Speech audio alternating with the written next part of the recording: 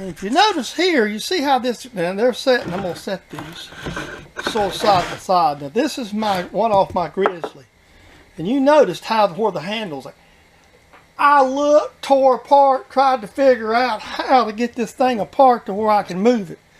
I don't know how the hell you do it. So I don't know how it's made, and I just decided to bump it. But you can see the handle is that much out of position. I've noticed this. There was a YouTube person has a similar lathe to mine. He basically took his channel down. The guy that made the tactical key change, I think he went completely to Instagram or whatnot. And he had a Grizzly in his home shop, and he had taken this thing and heated it and turned it. I had thought very seriously about drilling me a hole over here. But I decided, no, I wanted to wedge. If I was going to do all that, I'd just buy a wedge block. These imports are fairly inexpensive, and this particular one right here, it's the same screw. I'm not going to have to do very much but just bolt it on. I'm going to see if this fits. Threads are the same. Yeah. So basically, I just felt like I could buy, and this was, again, it's a Chinese one, but so was this one. And this one come off of eBay for about $150, and I got a wedge. So here we go. What's the difference? I guess I could drill the hole and tap and save the $150. But I really like the wedge better. Never really liked the way that the tools fit on this one. Plan B. Before I even got started, I said, might help me to check the tap sizes. Now, granted, I could cut this neck down to something I've got. But that might not be the wisest thing to do. So I guess we're going to go to the mill. Set this thing up to be milled.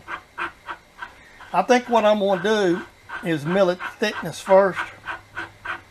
And then go from the thickness to the other. So it's got to have a good bit taken out. Drilling and tapping would be so much easier. With this mystery metal from Japan, China. So we're gonna take it kind of easy with her. Let's see. Turn the feed rate on. Try this again. A couple of the inserts sort of beat up a little bit from when I made the speed handle. It's not getting low gear, and it just did not look good. So let's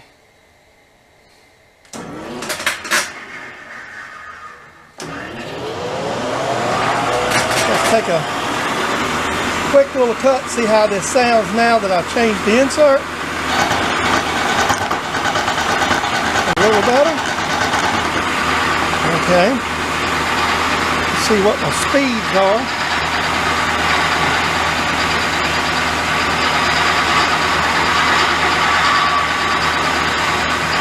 Open this up. See how that's going to go.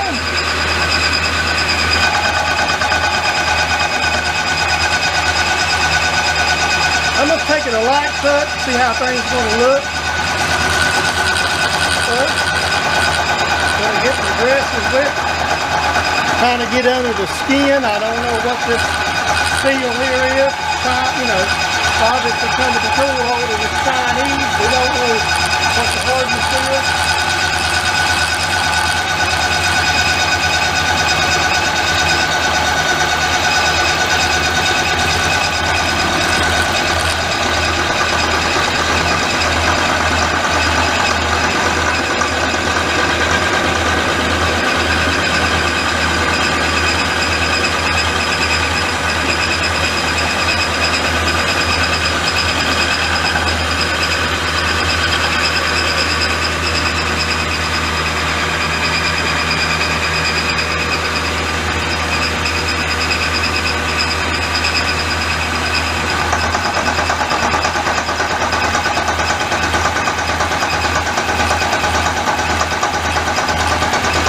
I'm probably want to get aggressive.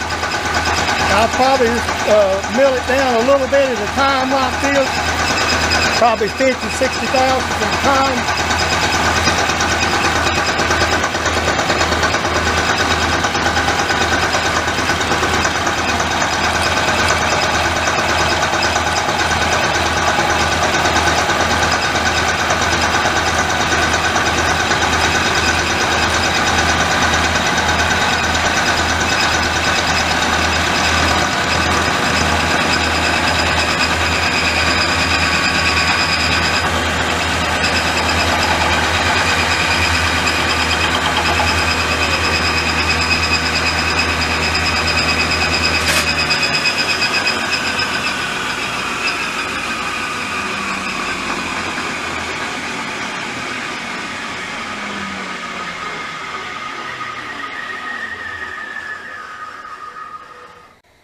what I've done is I've got it down to the thickness that I kind of want right here.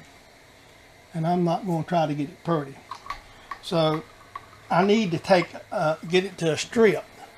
And I want that strip to be basically 1.5 inches wide here. It's actually 1.5 inches. It's actually 10 thousandths wider. So that's what we're shooting for. So what I'm going to do, since I've already got the milling cutter already in here, instead of taking the milling cutter out and getting the edge finder and all that grand stuff,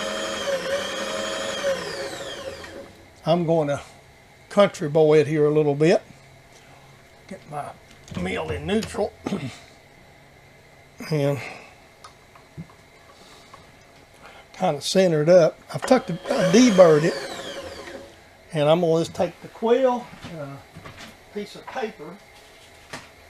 Well, it's probably within a couple of thousandths. It's not going to be perfect. We don't have to be dead right. I'm just going to kind of get this sort of in here where I can touch it. And I'm going to take me a piece of, just a little piece of this yellow needle, whoops, pad. Kind of get close.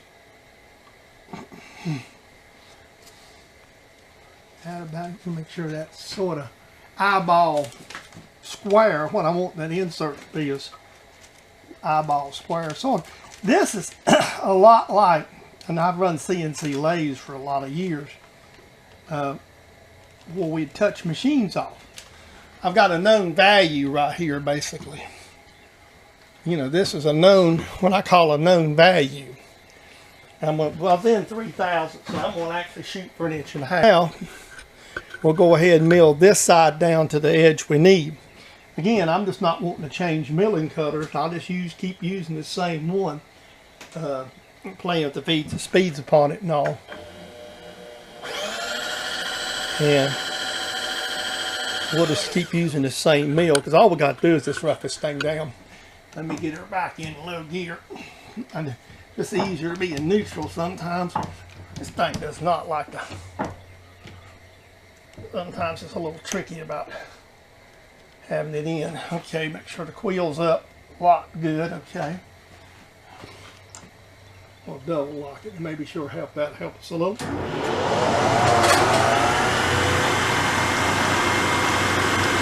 Go ahead and get up here close. See if we're touching anything first with the mill.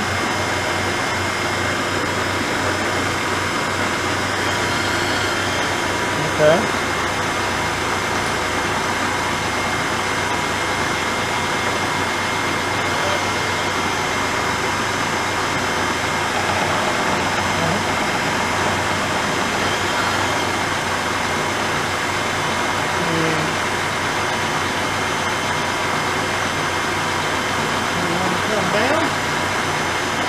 I'm only going to go down 50,000. I'm not going to try to get aggressive. We're going to work this down close to the length size. This depth will pretty much stay the same on both sides.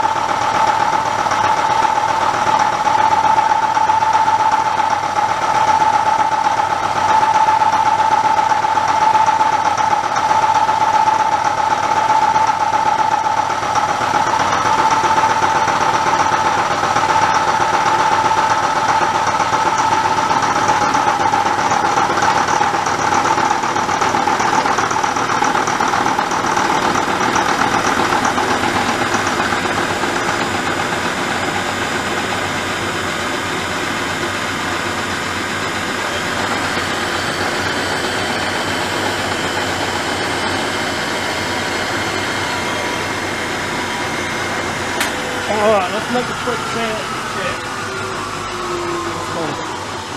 I'm just going to take some depth mics here and pop them right up there against it and See if I can touch this and get a reading. My arm's in the way, excuse me. It's the easiest way to do it.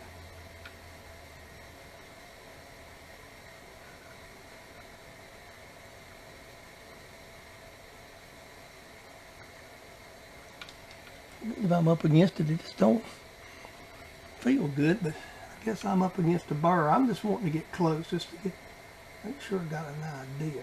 It feels like it's rocking off a bit. Yeah, I'm healthed off about where I want to be. So that's good. All right, now I've got to cut this down to, this basically comes down on about, we'll say I think it's about 200 pounds. I'll lay it up here and let me cut the camera off of me.